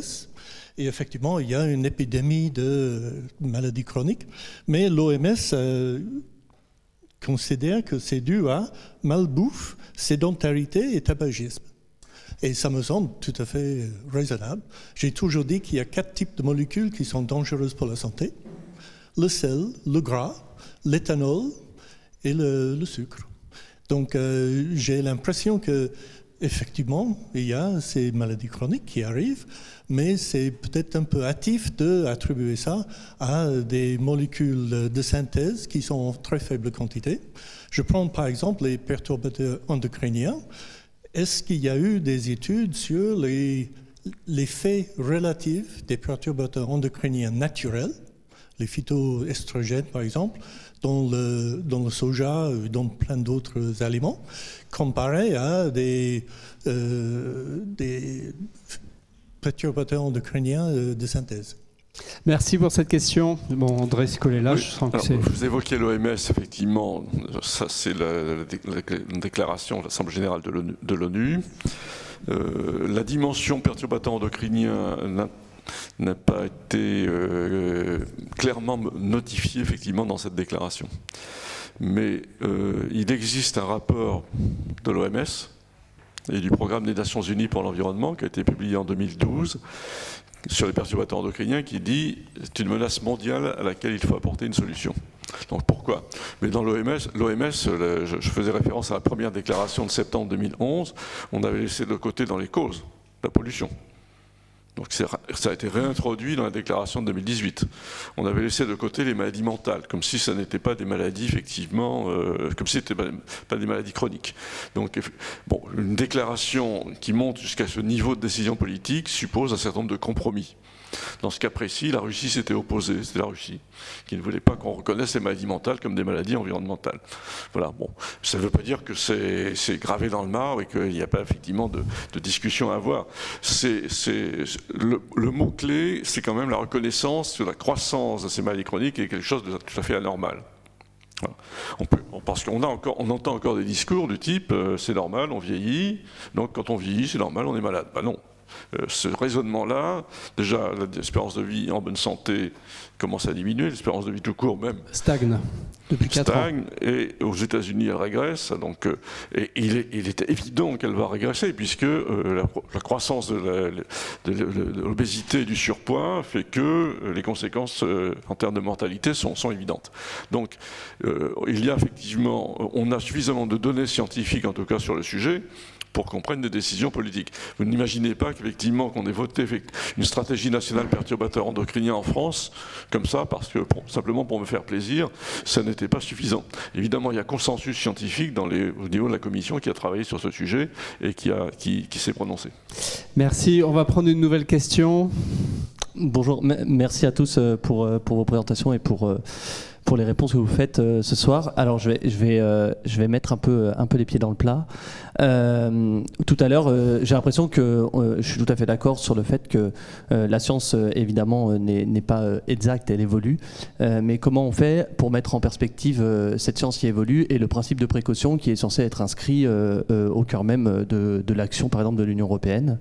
Et je prends aussi, et l'autre point sur lequel j'aurais aimé avoir votre avis, c'est le rôle en fait et l'influence que peuvent avoir les lobbies autour de ces autorisations et de leur rôle à l'intérieur. On n'en a pas parlé ce soir et on voit par exemple, on prend le glyphosate, pour ça que je disais qu'on allait mettre les pieds dans le plat, on voit sans dire qu'il n'y a pas des controverses, hein, juste dire qu'on voit qu'il y a des choses très différentes qui sortent d'un côté et de l'autre, des choses très extrêmes qui viennent d'un côté et de l'autre, et c'est comment on fait en fait pour résoudre et comment on arrive à avoir une science qui arrive à être adepte des lobbies. D'accord, merci pour cette question. André, on n'est pas dans ce cadre-là, on n'est pas dans le cadre de la précaution, puisque là, on a des données scientifiques. on est dans l'interprétation de ces données scientifiques. Et le raisonnement, le cas du glyphosate est intéressant de ce point de vue-là d'ailleurs. La classification par le CIRC comme cancérogène possible, donc c'est pas un cancérogène effectivement reconnu chez l'humain. Ceci étant, on vient d'avoir une méta-analyse qui est sortie il y a 2-3 jours qui nous dit effectivement que c'est de lymphome. Donc la question c'est effectivement à partir de quel moment on décide qu'on sait suffisamment de choses pour agir. C'est différent effectivement de la recherche de la vérité scientifique absolue. Mais la société attend des prises de décision avant que l'on sache absolument, être avec une certitude absolue qu'il y a un impact effectivement chez l'humain. Donc on a les données, la démarche est très simple, on part des données expérimentales. À partir du moment où vous avez des données qui sont, bon pas sur une seule étude évidemment, sur plusieurs études qui sont convergentes, ça suffit effectivement pour classer une substance. Les classifications différents stades, c'est le degré effectivement, le nombre d'études qui servent effectivement vers cette classification. Mais du point de vue de la société, à partir du moment où une substance peut être considérée comme cancérogène, réprotoxique ou perturbateur endocrinien, eh bien il n'y a pas d'hésitation à avoir parce que l'attente de la preuve chez l'humain, les études que je citais sur les phtalates sortent maintenant. Mais on sait effectivement, tout ça a été observé chez l'animal depuis plusieurs décennies. D'accord. Merci. Emmanuel Lefranc, alors qu'est-ce qu'elle attend justement cette société? Est-ce qu'elle attend qu'on légifère plus vite ou c'est pas ça qu'elle attend? Question compliquée, oui. Il faut que je parle au nom de la société. Oui, c'est vous, voilà. la société incarnée. Non, mais en tout cas, le principe de précaution, effectivement, qui est lui-même aussi très controversé et très attaqué de toutes parts, il a cet avantage majeur reconnu et porté par ses défenseurs, d'être un moyen de rétablir justement ce contrat de confiance aussi, et de donner la place à une sorte d'expertise profane justement sur cette appréhension des incertitudes et sur ce flou justement entretenu, généré par cette question de à quel moment on va statuer si on a la certitude ou pas par rapport à un risque. C'est vraiment effectivement un moyen d'action pour remettre au centre la parole des consommateurs, de leurs attentes et rétablir un contrat de confiance. Merci. Peut-être Karine qui avait envie de... Oui, je voulais revenir sur cette idée de pourquoi, la question en tout cas de pourquoi ça n'avance pas suffisamment vite, le cadre réglementaire, l'expression des lobbies en fait dans ces décisions. En fait, la décision publique, d'abord il y a plusieurs leviers d'action. Il y a le levier d'action par exemple économique avec une taxation, il y a le levier d'action réglementaire, on va mettre des interdictions, il y a le levier d'action aussi d'accompagner des démarches volontaires, donc on n'est plus dans la réglementation, on va laisser des acteurs s'organiser, mais on va accompagner en fait les acteurs pour qu'ils puissent faire leur transition vers un nouveau système. Et ce qui est compliqué, c'est qu'il y a plusieurs échelles. Il y a l'échelle européenne et sur ces sujets-là, en tout cas sur les politiques de l'alimentation, il n'y a pas beaucoup de politiques publiques qui sont portées au niveau européen avec vraiment des règlements qui sont écrits. Donc c'est très fort, mais il faut déjà se mettre d'accord entre États membres, et même si on a les Britanniques bientôt qui vont quitter le navire, ça reste, on est quand même très nombreux autour de la table. Et puis ensuite, il y a la marge de manœuvre d'un État membre aussi, dans le cadre d'un règlement qui fixe un certain nombre de choses. Et du coup, le glyphosate illustre ça, illustre cette difficulté. Alors sur la question des lobbies, je voudrais m'exprimer parce qu'au CNA, c'est très intéressant cette instance du Conseil national de l'alimentation parce que on a l'expression des lobbies, mais de tous les lobbies, c'est-à-dire les lobbies des ONG, les lobbies des associations de consommateurs, les lobbies et donc nous, au niveau du CNA, l'équipe du CNA, on a ce rôle confortable de rester neutre et donc de faire en sorte que, avec des règles d'éthique et de déontologie pour que ce ne soit pas le plus fort qui s'exprime, on puisse réussir à dégager des points de consensus et qu'on relève le dissensus. Et sur certains sujets où effectivement il y a des enjeux économiques forts, où effectivement il y a des questions de transition qui se posent avec quelle alternative, comment on va faire, qui ne sont pas simples à régler, eh bien c'est compliqué d'avoir un consensus, d'où l'importance d'avoir ces leviers d'action de l'État, que l'État a à disposition. Et je vous prends l'exemple de la sortie des pesticides, parce qu'on a travaillé dans le cadre des États généraux de l'alimentation, sur un avis au CNA. Je vous invite à lire l'avis 81 du CNA qui porte sur une alimentation favorable à la santé. En gros, c'est l'alimentation sûre, saine et durable. Et en fait, on a essayé de travailler sur comment on peut mieux produire, mieux transformer, mieux distribuer, mieux consommer autour de ces questions et de l'impact santé, notamment des maladies chroniques qui ont été évoquées, qui est un vrai sujet de santé publique préoccupant et dont l'État se préoccupe. Et du coup, sur la question du mieux produire, dans les exploitations agricoles, on a beaucoup discuté de l'usage des produits phytosanitaires et voilà, et on avait des parties prenantes qui voulaient qu'on écrive dans le texte du CNA, l'avis du CNA, on veut la sortie des pesticides, on veut l'écrire. Un texte du CNA, ce n'est pas un règlement européen, ce n'est pas un arrêté ni un décret, ça n'est pas de la réglementation, c'est un avis consultatif. Bon, déjà, même à ce niveau-là, qui vient éclairer la décision publique, c'était compliqué de réussir à écrire ça, parce que justement, il y avait, donc sur ces mots, on a eu des heures de dialogue, et au final, on n'a pas réussi à avoir un consensus, et donc on va relever le dissensus. Et donc, je vous invite à regarder dans l'avis 81 du CNA sur la question des pesticides, comment c'est rédigé, sur l'expression des différentes parties prenantes qui ne souhaitent pas que l'on écrive vers la sortie des pesticides. Merci Karine Boquet pour cette réponse. Une nouvelle question. Oui, bonjour. Alors moi je vais m'exprimer en tant que schizophrène, un peu écologiste. Bienvenue. Voilà. Et j'entends. Donc on parle beaucoup de risques. On est là pour ça. On est là pour discuter là-dessus. Mais il y a quelque chose que j'entendais tout à l'heure de parler de. Les risques sont souvent associés à des listes de très dangereux, donc cancérigènes, de listes potentiellement dangereux, cancérogènes, et puis des listes jusqu'à preuve de contraire non cancérigènes, non cancérogènes. Et j'ai l'impression dans tous ces débats, c'est que finalement on se pose ces questions-là que dans un contexte de producteurs-consommateurs, d'actes économiques en fait. C'est autant vous disiez qu'on protège les consommateurs, autant finalement les industriels se protègent par ces listes vis-à-vis des consommateurs et des institutions. Donc ça me paraît très complexe et surtout j'ai l'impression qu'on oublie beaucoup de choses, beaucoup d'autres risques et beaucoup d'autres choses qui sont sûres. Je pense souvent à l'exemple, par exemple, des semences de légumes anciennes, les anciennes variétés de tomates. Il y a beaucoup de consommateurs qui les consomment, même si elles sont interdites, parce qu'elles ne sont pas sur la bonne liste. Alors c'est assez marrant parce que donc, dans ce contexte consommateur-producteur, le consommateur se base sur des listes de confiance et sur d'autres sujets, il est prêt à se battre pour dire que moi j'ai confiance dans ce produit, même s'il n'est pas sur des listes. Et voilà, j'en arrive à me poser la question si c'est moi qui suis schizophrène ou les institutions. Bon, alors si elle porte sur les graines, ça va être compliqué de vous répondre ce soir, mais André Cicolella, vous aviez envie de prendre la parole. Je pense que ce clivage-là n'est pas pertinent. L'industrie chimique doit se refonder, en fait. C'est pas l'industrie chimique qui est en cause, c'est la façon dont on utilise la chimie. Il faut trouver, effectivement, c'est un enjeu d'innovation extraordinaire, en fait, d'intégrer la dimension santé. Il faut sortir du modèle du 19e siècle, en fait. On a inventé des substances et puis on les utilisait n'importe comment, puisqu'on n'avait même pas l'idée d'ailleurs que ça pouvait avoir des effets sur le long terme. Et donc aujourd'hui, on n'est plus dans ce cadre-là. Je citerai des exemples. L'exemple du bisphénol, toujours pour revenir à ça. On a obtenu l'interdiction dans les revêtements intérieurs des boîtes de conserve. Alors ça peut sembler banal, effectivement. Cette petite pellicule blanche était faite à partir d'une résine polyépoxy utilisant des bisphénols. Et on s'est fait des résines polyépoxy sans bisphénol.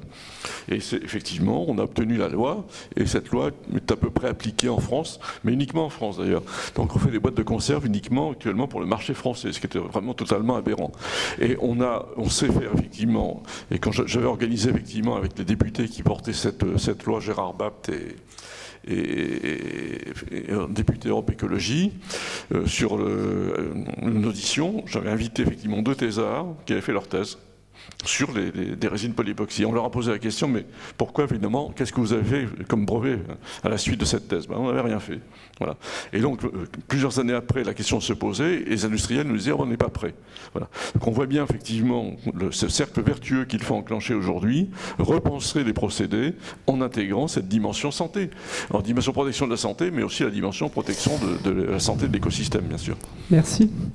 Une nouvelle question. Oui, merci, bonsoir. Je voulais savoir, on parle beaucoup de risques, et je voudrais juste retourner un peu vers le consommateur. est-ce que ça va vraiment changer leur mode de consommation? J'ai envie de dire oui pour une partie. Je voulais juste parler justement à Emmanuel pour l'aspect sociologique. Quelles sont les valeurs vers lesquelles se tournent les consommateurs? Quels vont être leurs choix alimentaires? Quels sont finalement un peu qu'est-ce qui va pousser à la conversion des régimes alimentaires? Est-ce qu'il n'y a que le risque qui va motiver les changements alimentaires? Pour ne pas parler simplement des écolos, mais est-ce qu'il y a d'autres est-ce qu'il y a d'autres types, d'autres schémas? Merci. Merci.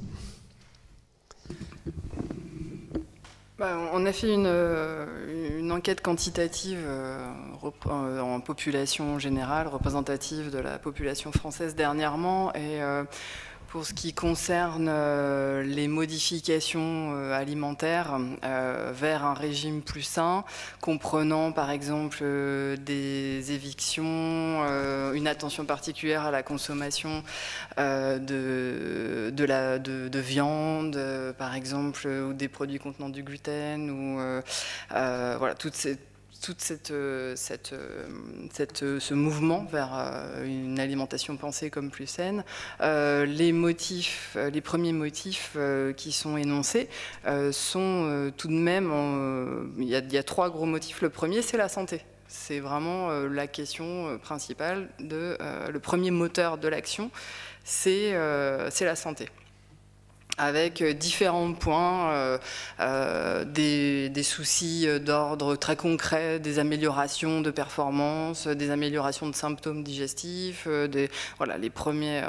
Après, on a quand même le deuxième gros motif, c'est la conscience écologique, voilà, le souci de chercher une alimentation qui va être et le troisième point, c'est l'éthique aussi, l'éthique animale, pour tout ce qui va concerner les produits d'origine animale en tout cas, mais qui sont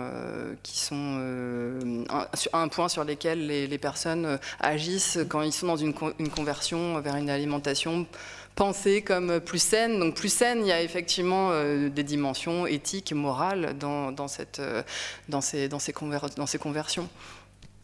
Donc ce qui va convaincre les consommateurs, ça va être aussi, pour parler du versant marketing, ça va être des arguments bien sûr en termes de naturalité, donc ça c'est pas nouveau, ça fait maintenant une bonne vingtaine d'années que c'est très utilisé par le marketing, et le bio effectivement aussi va convaincre. Mais comme vous disiez tout à l'heure, il y a bio et bio, ça, et les gens en ont conscience, mais c'est un point qu'on pourrait évoquer aussi, parce que dans cette volonté de vouloir... tout le monde va être concerné par vouloir mieux manger, et affecté aussi par cette ambiance, par ces annonces un peu angoissantes sur l'alimentation qui sont aussi véhiculées par les médias. Et ça ne va pas concerner que des personnes CSP+, capables d'aller en magasin bio. Donc ça, effectivement, bien sûr, la grande distribution l'a compris, a développé des rayons bio avec du bio à bas coût. Et se pose aussi la question de l'inégalité sociale par rapport au fait de pouvoir répondre à cette inquiétude et cette volonté légitime, justifiée ou non, mais légitime, de vouloir mieux s'alimenter. Effectivement, peut-être qu'ils ont une vision très micro, je ne sais pas, comme vous disiez tout à l'heure, mais ça répond quand même à une aspiration qui est légitime d'une population globale, même si elle n'a pas les moyens de pouvoir se tourner vers le bio. Après, dans les bio plus spécialisés, hors grande distribution, il y a effectivement un couplage entre un produit de qualité biologique et un approvisionnement écologiquement conscient, avec des enjeux d'approvisionnement locaux, en produits locaux, etc., que ne se permettent pas la grande distribution. Et une juste rémunération de l'agriculteur aussi, oui, qui vient voilà, comme troisième... effectivement, merci de compléter. Une nouvelle question. Est-ce que c'est du fast-checking encore ou Non, pas cette fois-ci. Non. En fait, c'est quelques remarques concernant l'aspect sociologique. Il y a quelques années, j'étais invité à faire une conférence sur les molécules dans les aliments et la possibilité de problèmes sanitaires associés avec ça. Donc, quand j'avais fini ma conférence, où j'ai parlé des 4 grands groupes qui sont dangereux réellement, la personne qui organisait tout ça, parce qu'il y avait beaucoup d'industriels, elle a commencé à parler de gluten. Et elle a dit aux industriels, moins de gluten, plus de profit. Et je trouve que c'est un aspect sociologique qui risque d'être l'origine de ces angoisses. C'est pas juste des peurs anciens, il y a des peurs nouveaux aussi. Et on a vu, il y a eu des articles récemment, il y a une 3e maladie mentale, psychologique associée avec l'alimentation. Avant, il y avait boulimie et anorexie. Maintenant, il y a autorexie. Les gens angoissés par ce qu'ils mangent et ils font moins de ça, moins de ça, moins de ça, et à la fin, ils mangent mal. Donc, il y a cet aspect du consommateur, l'aspect sociologique, mais il y a un autre aspect sociologique qui est intéressant parce qu'il y a des gens qui profitent et qui ont des motivations pour angoisser les gens. Ouais. Et un exemple extraordinaire, c'est le glyphosate. Parce qu'il y a des lobbies, il y a des gens qui sont intéressés à détruire le glyphosate. Si le glyphosate n'était pas fait par Monsanto, je crois qu'ils auraient choisi un autre pesticide. Et alors les pesticides, c'était la dispute. Oui, voilà. Sur le gluten, par contre, je crois que Karine Bocquet a peut-être des éléments de réponse.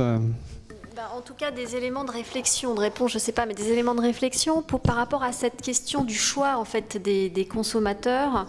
L'expression en fait des attentes sociétales au CNA sur ces sujets-là, porte sur 2 points. Il y a la question de l'information que l'on rend disponible sur un produit et qui va permettre vraiment aux consommateurs d'être acteurs de ses choix et la fiabilité que l'on va donner à ces informations, la manière dont elles sont sélectionnées, apposées, contrôlées, vérifiées. Et puis il y a le 2e volet qui est l'éducation à l'alimentation. Et dans l'éducation à l'alimentation, alors c'est pas sous cette forme-là qu'on l'aborde au CNA, ça c'est moi qui l'ajoute, c'est dans l'éducation, c'est sans doute aussi l'esprit critique qu'il faut essayer de développer, peut-être dès le plus jeune âge, pour pouvoir être en mesure d'être vraiment un citoyen acteur de ses choix. Et l'alimentation, c'est une façon effectivement de voter aussi. Et la transition alimentaire, elle peut peut-être partir, enfin c'est c'est un des paris aussi des États généraux de l'alimentation, mais c'est que ça part aussi de ces consommateurs et des choix qu'ils vont faire pour pouvoir, parce qu'effectivement, derrière cette chaîne alimentaire, il y a une répartition de la valeur, il y a des profits que se partagent les différents acteurs de la chaîne de la valeur, et donc voilà, si le consommateur se dit on veut ça, on s'oriente vers ça, il va y avoir un effet sur ce sujet-là. Et puis je terminerai par la difficulté sur ces questions d'information, et pour revenir sur, j'aime beaucoup cette expression de cacophonie, parce que c'est quand même, on est dans cette situation de cacophonie. On connaît tous le message « manger 5 fruits et légumes par jour », message porté par les autorités de la santé. D'abord, la difficulté, c'est d'appliquer manger 5 fruits et légumes par jour. Tout le monde connaît le sujet, mais c'est compliqué dans les comportements, de changer les comportements. Et puis après, dans ce contexte justement où il y a les questions des risques, finalement, est-ce que c'est si bon pour ma santé de manger 5 fruits et légumes par jour, compte tenu de peut-être la contamination qu'il y a sur ces 5 fruits et légumes par jour. Donc, voilà, encore une fois, c'est essayer de trouver des solutions qui permettent, à travers l'information, d'avoir une approche aussi un peu globale, quoi. Parce que finalement, tout est lié. Alors, Julien Avril, vous aviez aussi une question à poser. Moi, j'ai une question vraiment profane par rapport à la tension en fait entre les risques chimiques et justement la question du marché. Vous aviez dit tout à l'heure, aujourd'hui, c'était plus difficile pour une nouvelle substance d'apparaître sur le marché parce qu'il y a plus de contraintes. Mais dans quelle mesure, en fait, la mise à jour, elle est faite aussi pour les substances qui existent déjà? C'est-à-dire, s'il y a des découvertes scientifiques, si tout d'un coup on s'aperçoit que telle ou telle substance est là, comment est-ce que d'un coup, est-ce qu'on repasse toute la grille des substances qui existent déjà et on dit bah, celle-là c'est plus possible au gré de ce qui est... Voilà, je ne me rends pas du tout compte si c'est fait, si c'est... Alors, j'ai des éléments de réponse. C'est qu'une autorisation de mise sur le marché, elle est donnée pour une durée déterminée, pendant laquelle on va acquérir des données de mesure de la substance dans les aliments ou dans l'environnement pour faire ce qu'on appelle de la vigilance, pour justement voir s'il y a des problèmes. Si pendant la durée d'autorisation délivrée, on voit qu'il y a des problèmes, dans ce cas-là, on va agir et on peut retirer la substance ou modifier des usages autorisés de la substance. Et au-delà des 10 ans, si c'est 10 ans alloués à l'autorisation mise sur le marché, ça peut des fois être moins, on va de toute façon passer les substances à réévaluation. Et actuellement, il y a un certain nombre d'additifs autorisés dans les chaînes alimentaires, donc en alimentation, qui sont réévalués. Et donc, il y a un certain nombre d'additifs, notamment certains colorants, du fait de leur dangerosité avérée et de risques maintenant avérés non acceptables, de par les nouvelles connaissances scientifiques qu'on avait, et pas il y a une vingtaine d'années quand ils ont été autorisés, ont été interdits. Et d'autres qui continuent à être autorisés parce qu'on voit qu'il n'y a pas de problème. Donc, c'est pas, on ne donne pas un crédit ad aeternam pour une substance, il y a des réévaluations. Mais évidemment, l'évaluation des risques, comme l'a dit Karine, ça veut dire avoir des données, mouliner toutes ces données-là, les interpréter avec toutes les incertitudes. Donc ça prend du temps. Mais l'évaluation des risques, c'est un processus itératif. On se nourrit de nouvelles données pour ensuite faire avancer la connaissance et faire des réévaluations. Donc c'est un peu sans fin. Merci pour cette réponse. Bon, je crois que il n'y a plus de questions du public. On est arrivé de toute façon à 8h moins 5, donc ça tombe parfaitement bien.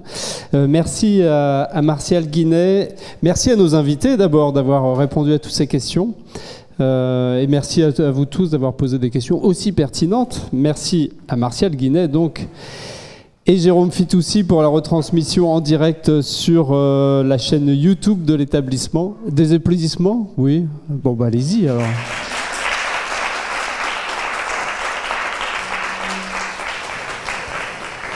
Juste j'en profite, si vous voulez en savoir plus, je vous invite à consulter ce livre, pas forcément à l'acheter parce qu'il n'est pas donné. Risques chimiques liés aux aliments. À le consulter. Emmanuel, Karine et moi, donc on a contribué à ce livre. Je l'ai coordonné avec un collègue d'Oniris et un collègue de l'ANSES. Il est en français et vous apprendrez plein de choses là-dessus. Merci aussi à la DRV qui accueille maintenant la mission Sciences et Société. Et la prochaine et dernière dispute de ce cycle aura lieu à Montpellier sur le thème de l'eau. Voilà, merci enfin au comité de pilotage de ce cycle des disputes consacré aux toxiques, Pierre-Étienne Bouillot, Valérie Camel, Thierry Doré et Gilles Tristram, qui ont été beaucoup sollicités sur ce cycle. Et puis merci à André Chicolila qui va nous quitter très vite, j'ai l'impression. Merci.